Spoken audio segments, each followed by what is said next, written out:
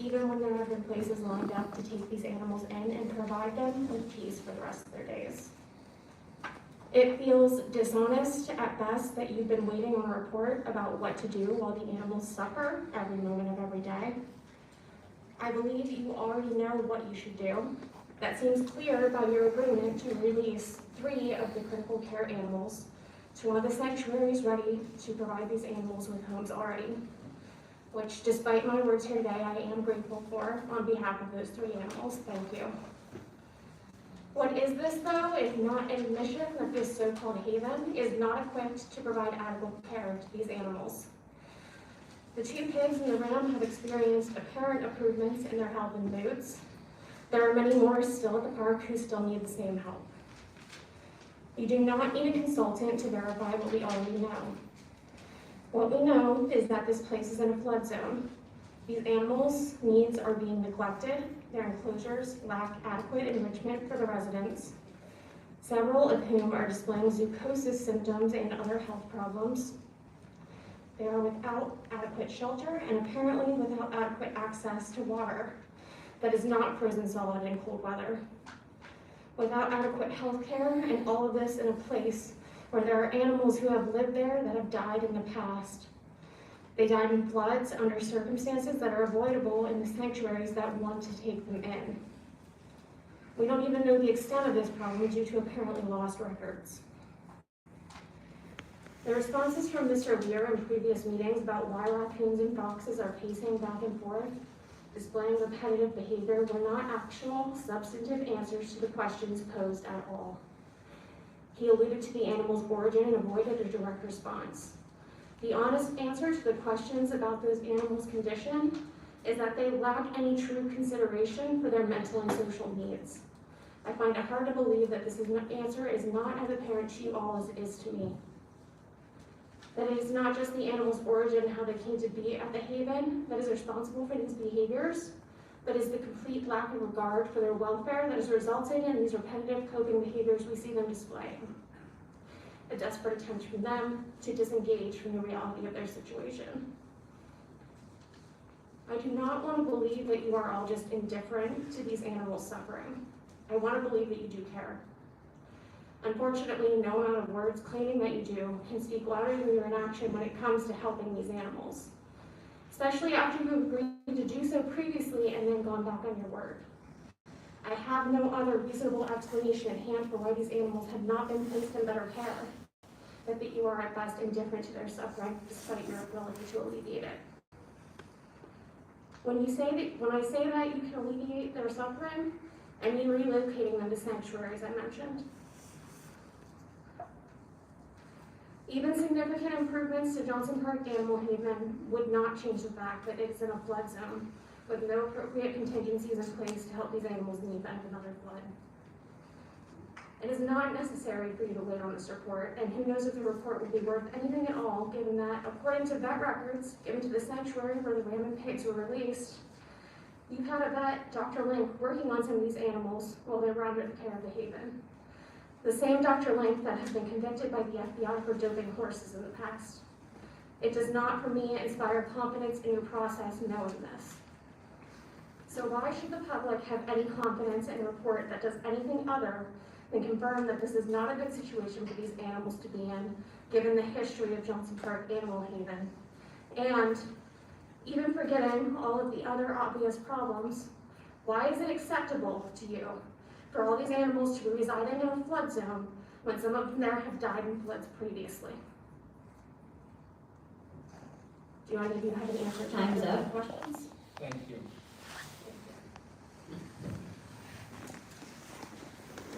Please state your name and address and your 5 minutes. Hi, my name is Alex Shannon. I'm here from Philadelphia, Pennsylvania. Hello, fellow animal lovers. I'm here again to speak up for the residents of Johnson Park Animal Haven. I'm not from this county, but injustice is injustice regardless of where it's happening, and there are individuals who need spoken up for. So all you have to do is put yourself in their position. If you were the fox pacing in distress, or the depressed ram, or any of the other neglected animals waiting to die in a flood at Johnson Park, just ask yourself, what would you want to have happen? It's really hard to even imagine yourself being put in that position because our values wouldn't allow for it. And yet, that's the reality for the victims at Johnson Park, and they absolutely are victims.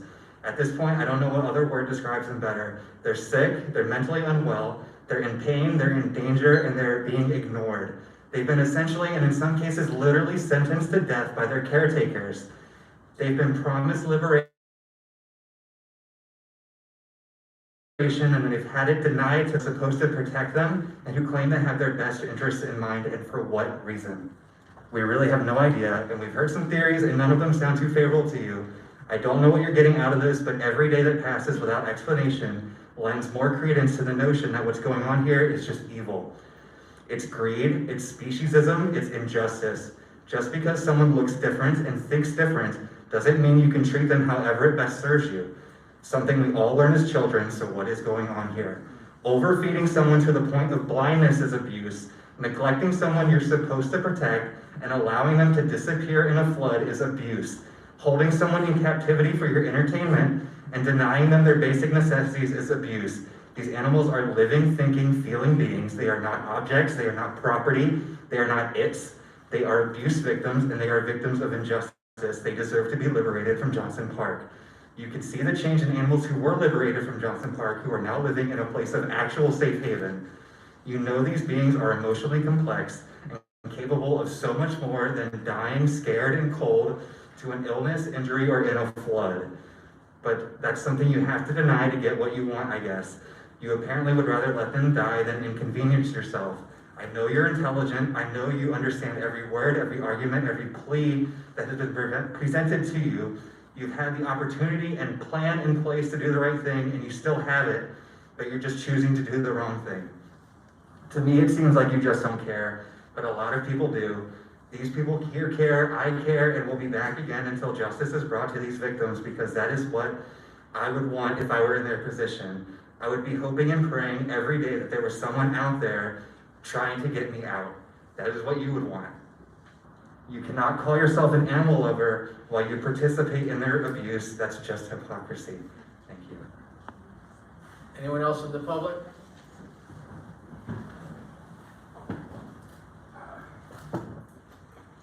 Please state your name and address, and you have 5 minutes.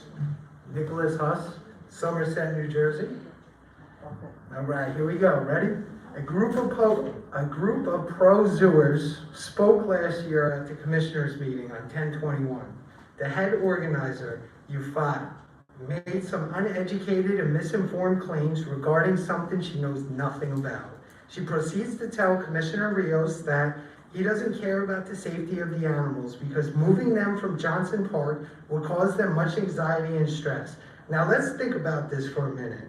What's going to cause more stress? The animals swimming in a lake, trapped behind fencing, with nowhere to go, while risking the chance of contracting a viral infection like a cold or pneumonia, or even worse, let's say multiple animals drowning, versus an animal being moved to another location completely out of harm's way, with zero chance in dealing with the residents or themselves being underwater. Sounds like a no-brainer to me, right? So if the animals have to deal with being slightly uncomfortable during transport while they're on their way to a new location, I would say that's a gamble worth taking, because at the end of the day, they're going to have their life. With Johnson Park, not so much. Ufat wanted to know why these sanctuaries that no one knows about is better than what we already have. Meaning, what can go wrong with Johnson Park? This is an easy one to wrap your head around, and has everything to do with the commission. And has everything to do with Commissioner Rios stating, and I quote, "It's a bad situation. It's a floodplain that FEMA has already declared. We just don't want to see anything happen to those animals in the future," end quote. Salute to the commissioner on this one, as the animal haven does fall within FEMA's high-risk flood zone AE. If you look at the FEMA flood zone map, it shows the entirety of Johnson Park, bounded at the east by Cedar Lane, at the north by River Road, and the south by Raritan River. There's a study out by Rutgers which models flood inundation for the Raritan River using Hydraulic Engineering Center's river analysis system software, which was created by U.S. Army Corps of Engineers who are able to model 10, 25, 50, 100, and 500 years of flood anticipation. Due to the ecosystem response of climate change, the areas that are expected to experience the most flooding are Johnson Park and Route 18 near Boyd Park. If your FOD knew what I am telling you all right now, she wouldn't be saying, and I quote, "I go there all the time. My kids see the animals. I don't believe the animals are unsafe. And none of them died in the flood," end quote. None of the animals died in the flood, right? Well, tell that to Ricky to go. R.I.P. Little Man, September 2nd, 2021. At the time of Hurricane Ida, 19 fallow deer, 5 in which were babies documented. On September's USDA inspection report, only 8 fallow deer remained, meaning 11 were missing. Oh, let's not forget the one pig who magically disappeared, the pig whose face remains on the side of a milk carton. While we're at it, let's look at and bring up another unsolved mystery, like the 15 rabbits who vanished without a trace between September 9th and October 21st. How about the deer who escaped his jail cell and was found nearly 1 town away during the Great Escape to Hurricane jailbreak? To say that the animals are safe here is an understatement at this point in time. Famous last words from our hero Yafat, who told the commissioner, and I quote, "You don't care about the animal's safety because you're not articulating to me what info is given to you that states definitively that they're not safe," end quote. Well, Yafat, if you were listening from the start, you would have heard Commissioner Rios tell you that FEMA deems it a flood zone. Along with her conspiracy theory claims saying that the Friends of Johnson Park Facebook group has been in existence for a year is another lie. We only formed the Facebook group on September 3rd after witnessing the horrific flooding during Hurricane Ida. If Yafat is supposed to be the leader of a pro-zooer group and cannot accurately portray her own scenarios correctly, just imagine how much mumbo-jumbo the rest of the individuals in this group will hold. Clearly, accuracy and transparency is not their best characteristic.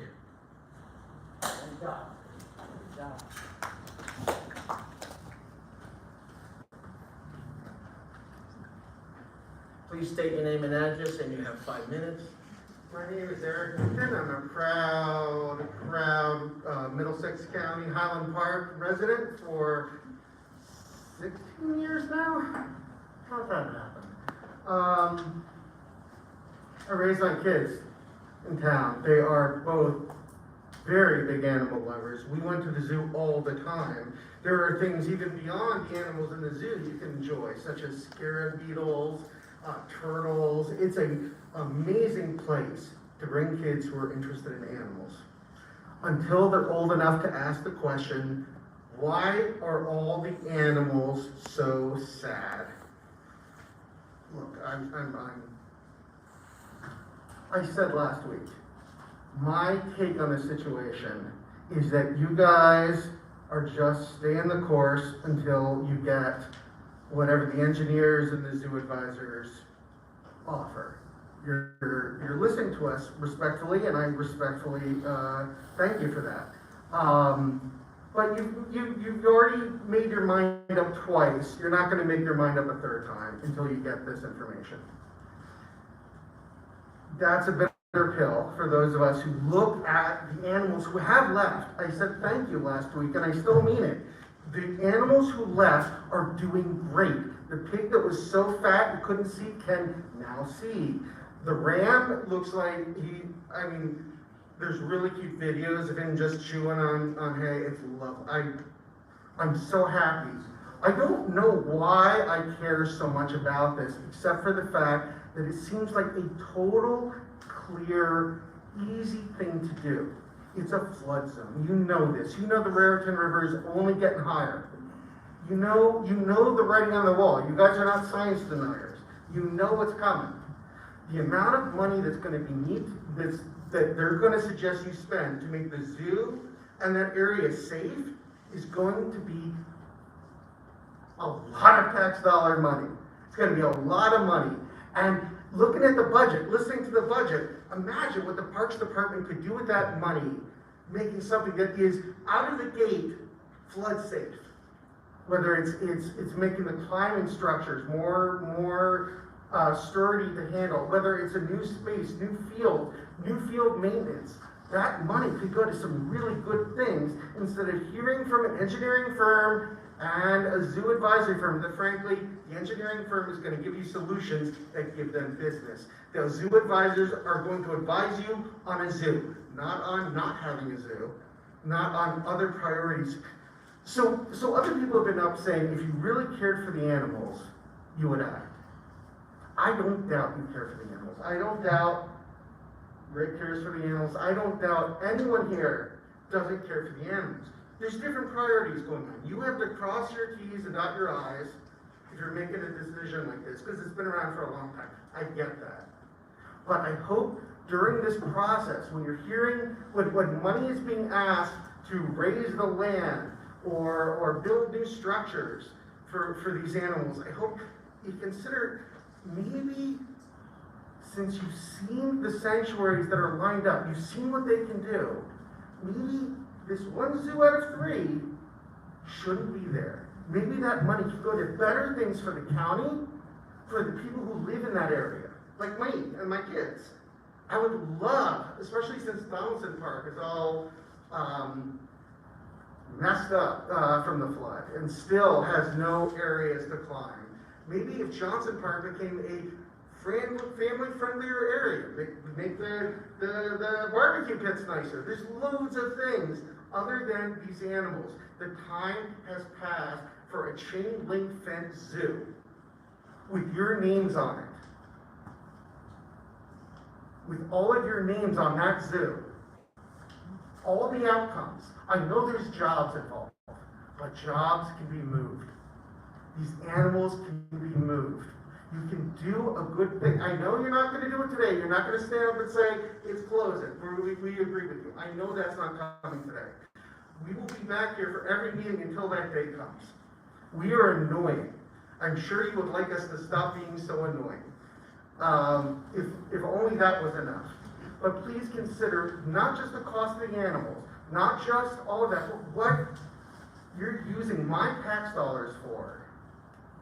And Time's up. what you could do with it. Thank you. Please state your name and address, and you have 5 minutes. My name is Ashley Hartwick, born and raised in Highland Park. And if you're wondering why there are so many people from Philly in the room tonight, it's because our videos of your zoo keep going nationally viral because they're so bad. So I'd like to show you some of the conditions of the animals that have already been rescued from the Johnson Park Animal Haven. The first is Milton the goat. He was in the zoo with painful arthritis, walking on his knees. He was the first one to go viral, unable to straighten out his legs or walk properly. Fortunately for Milton, he was rescued by the nonprofit sanctuary Goats of Anarchy, where he received proper medical treatment, including custom-fitted leg braces. Now he walks, he runs, he chases cats, he's a happy goat. Then there's Samuel the pig, who went viral on the internet in December, as the public was horrified to see how he walked on his wrists, due to not only his arthritis, but his morbid obesity caused by the public being allowed to feed the animals whatever they want, including junk food and garbage. He was prescribed painkillers by Dr. Link, who we've already heard about, who also suggested that he be euthanized if the painkillers didn't work. Well, he was rescued by Uncle Neil's home. Now he can walk, he can run, he's on a healthy diet that allows him to live a normal life, no longer a candidate for euthanasia. And his friend Ernie, who the zoo allowed to become so morbidly obese that he was fat blind, which means his fat was covering his eyes.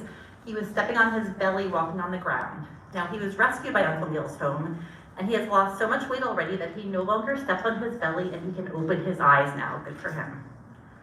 This sad animal was known as the depressed ram because many park goers asked if he was alive or dead, because this is all he would do 24/7. He was housed with goats who would not let him into the enclosure, so he laid like this on the fence. And he was rescued by Uncle Neil's home, where he received medical care and was welcomed into a flock of other sheep. So first I want to say thank you to those of you who allow these happy endings to happen instead of insisting these animals keep suffering in the park. After the incredible generosity of Uncle Neil's home and their hard work that we can see the results of, we were heartbroken when founder Ryan Feldman received this email from Director Lear. Actually, we were genuinely shocked We didn't think anything else could shock us about this whole horror show, but this email actually really did shock us. So, according to this email, in strongly worded terms, the letter states that the sanctuary has failed to properly provide written weekly updates on the conditions of the animals, despite the sanctuary asking, according to Ms. Feldman, how to proceed with updates in the best way and not receiving an answer for days until she was on her round trip here to present to all of you and give you updates on the animals in person. And the sanctuary got this email shortly after that. And it states, "It is our expectation you will honor the commitment that you made in the agreement. However, it seems that you are either unable or unwilling to hold up your end. We expect weekly written updates on these animals without having to chase you down for the information. If you are unable to honor your commitment, the county considers this a breach of our agreement and will seek to take action." The county. So the first thing we'd like to know is, do all of the members of the Board of County Commissioners stand behind this email to the animal sanctuary? And is there a view that this is how the people of Middlesex County want to be represented? Does anyone here remember Mama 5, the goat who spent 2 to 3 days in an agonizing botched labor? Was anyone from the county or from the Parks Department sending strongly worded emails for updates on her condition? And this is her baby, her newborn who died with her. A vet never came to help her, and the only person who was begging for help was told that the animal keeper would only come and check on Mama 5 if she left, because he did not want to have to deal with her. Same with the baby fallow deer. Was there ever an email like this asking for updates on them or the dozens of others missing after the flood? It took us 4 months for someone to admit that the baby deer were dead, and still no explanation about the dozens of missing deer, rabbits, and the others. And we've received hundreds of emails now through our open public records request, and we've never seen an email besides this one. So out of all these sick, suffering, dying, and missing animals, the only time an email like this is sent out is when it's some kind of attempt to browbeat a nonprofit animal sanctuary, not for any of the animals that are under your responsibility. And I'd like to talk about that. At this point, we've had admissions of 10 deaths within 1 month, some of the animals that we've just looked at. Even if you don't admit they died during the flood, there is an acknowledgement that they did die, 10 in 1 month. And I haven't seen once that anyone from the county investigated this or even knew about it at the time. And I haven't seen any responsibility taking, nobody asking, "God, 10 animals." Thank you.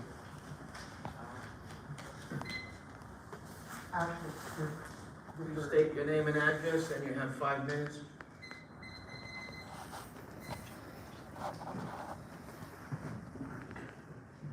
Hi again. Can you hear me okay?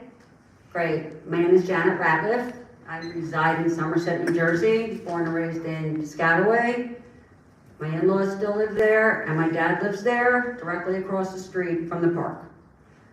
So here we go again. We all come here week after week and present endless amounts of evidence, horrifying pictures and descriptions of animals suffering and dying. Stories of great incompetence. We constantly ask questions just trying to get the truth. That's all we're asking for, the truth. Why is it so much to ask? We, the people who entrust you all to do right by this county, are just asking for the truth. I don't understand why you all don't feel like we are owed that. Honesty is such a basic human quality. If you have nothing to hide, be honest and forthcoming. If you have something to hide, correct it, do the right thing. We have asked so many questions since Hurricane Ida, legitimate, fair questions. Where are the rabbits? Where is Ricky the goat? Where are the fallow deer? Where is the 4th pig?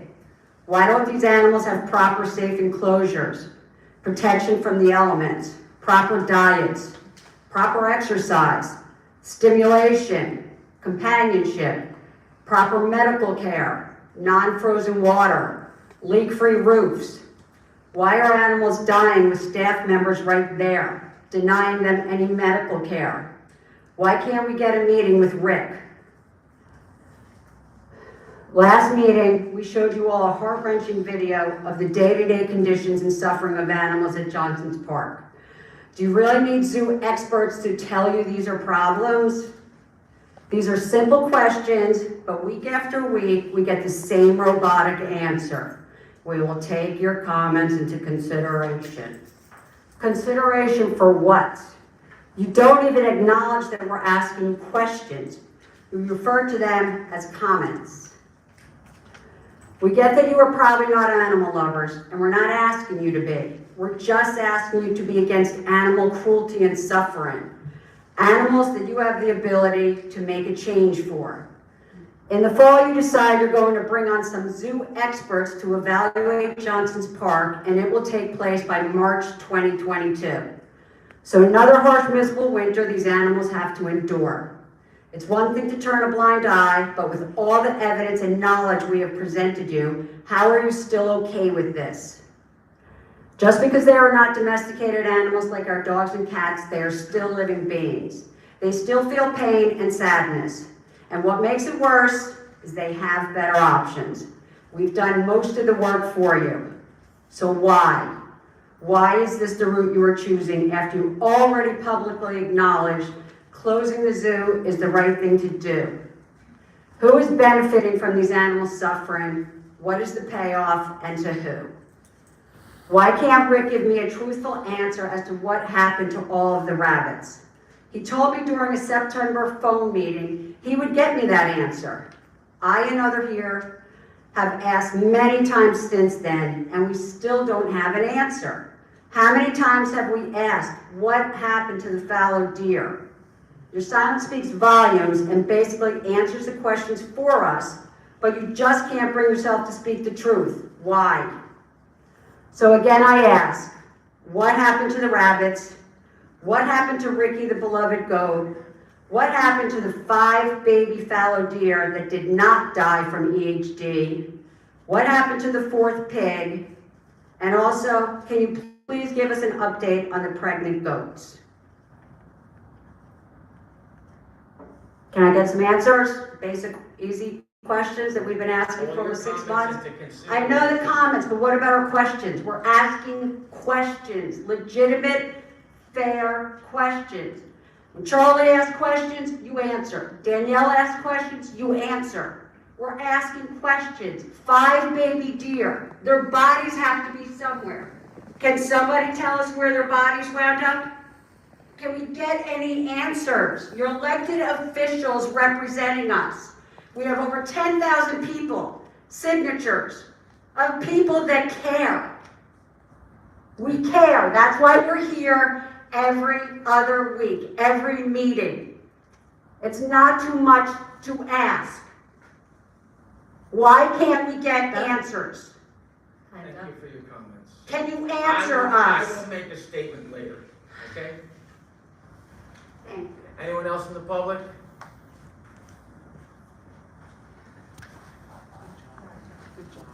Please state your name and address, and you have 5 minutes. Hi, I'm Lisa Tarzia. I live in Somerset, New Jersey, but for 30 years I was a resident, born and raised in Woodbridge Township, Middlesex County. I'm an administrator for New Jersey Animal Save, and although I live in Somerset, our organization responds to complaints of neglect and abuse for wildlife, companion animals, marine life in the state, and we represent all counties.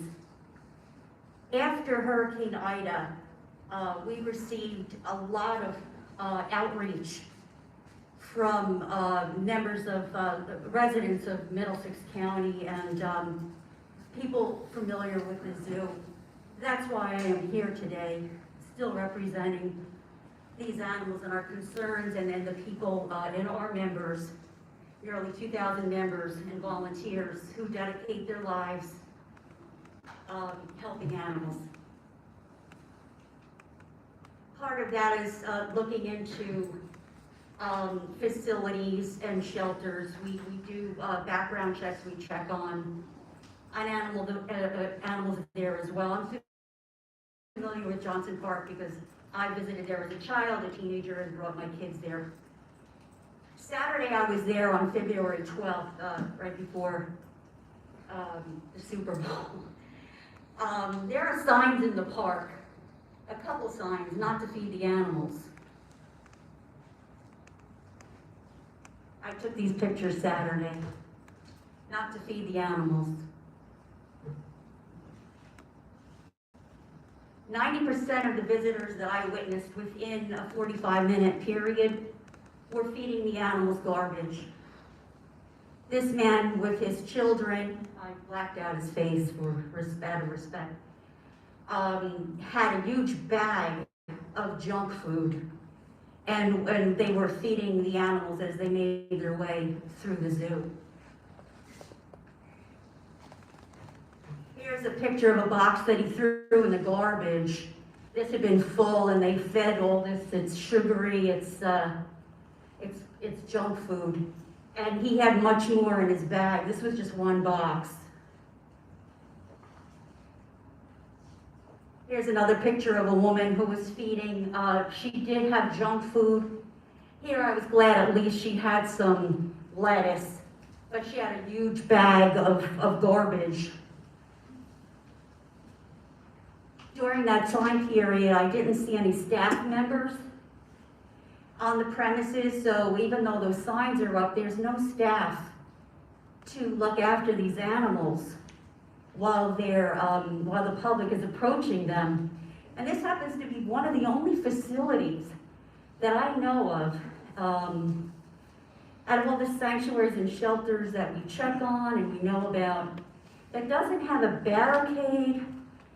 barricades of any kind, or structures, walls, gates, to keep the public out of the zoo after hours. Usually parks are open dawn to dusk.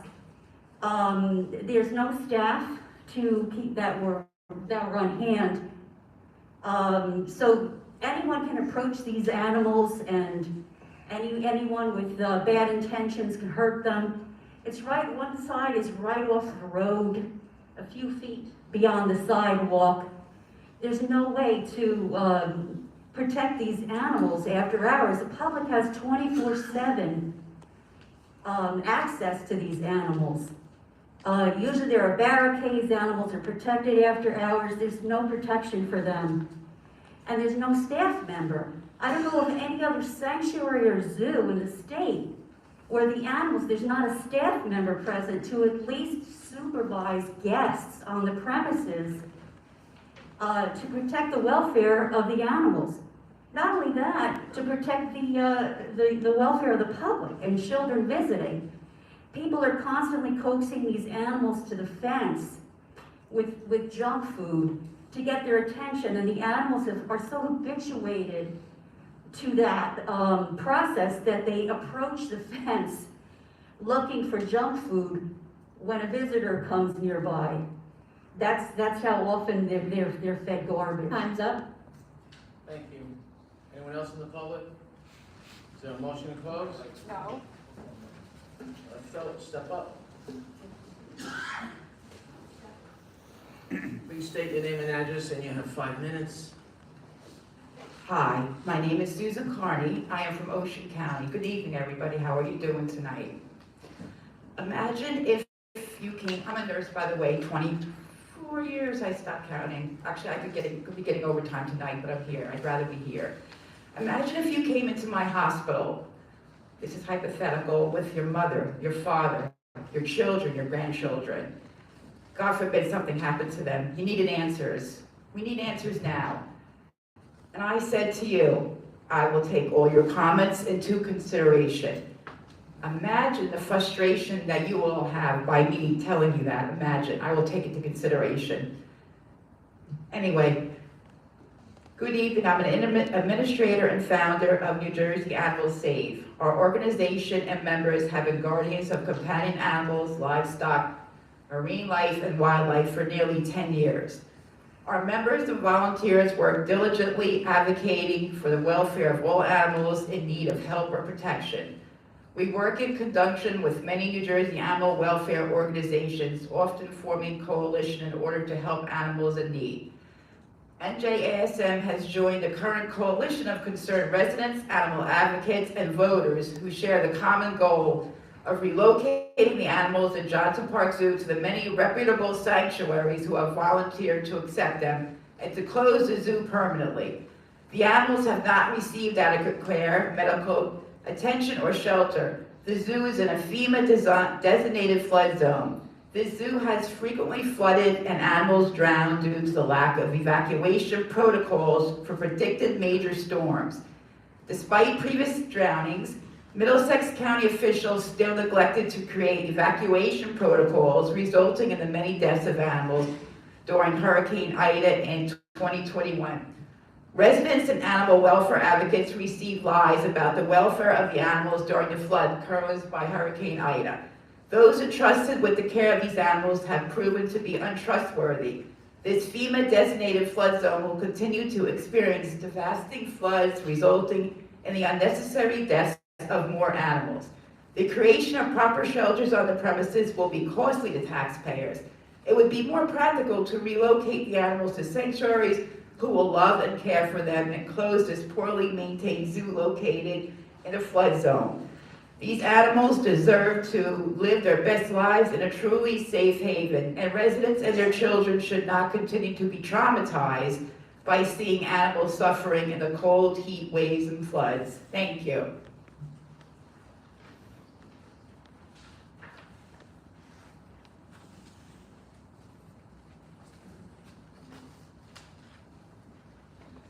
Please state your name and address, and you have 5 minutes. Hi, my name is Peter Ortiz, and I'm from Newark, New Jersey. And I'd like to focus my discussion on something that the supporters of Johnson Park Zoo have brought up, and that's tradition. Just going to read a couple of the comments made from past meetings. This one came from Jenny Crusoe, saying that the loss of the zoo is a loss to the community. We're taking away tradition from our families. Here's another comment. This means a lot to me, a lot to my family. We have been going here for years.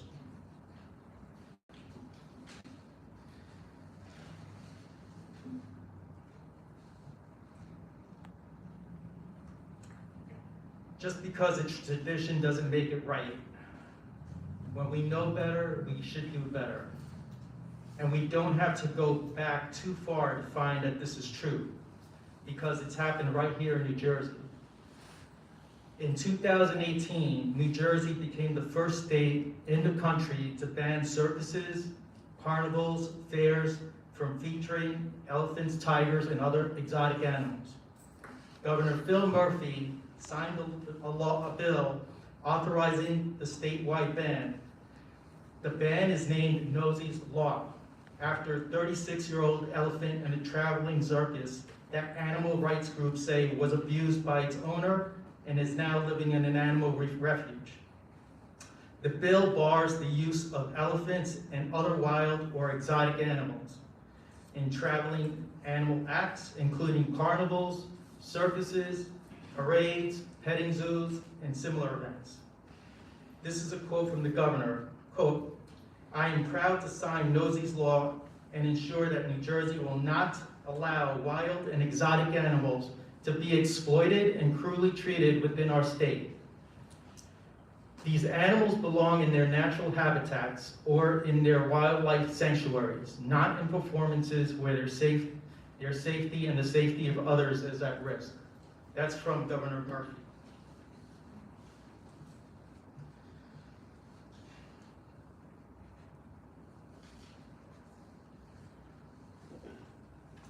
So Commissioner Rios, you had it right when you said our main concern is for the safety of the employees and the animals.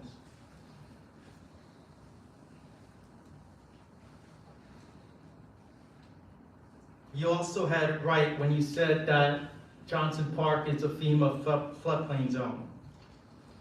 And you also had it right when you said it's a bad situation there and we don't want to see anything happen to the animals in the future.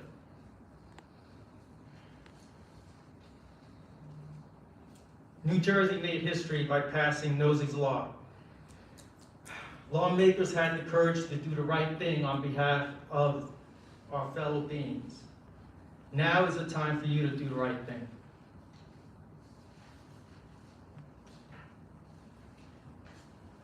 Please state your name and address, and you have 5 minutes. Good evening once again, Charles Cradaville, New Brunswick, New Brunswick Today. I want to thank you for taking a moment at the beginning of the meeting to honor Dave Harris. He was truly a great man, a New Brunswick hero who devoted himself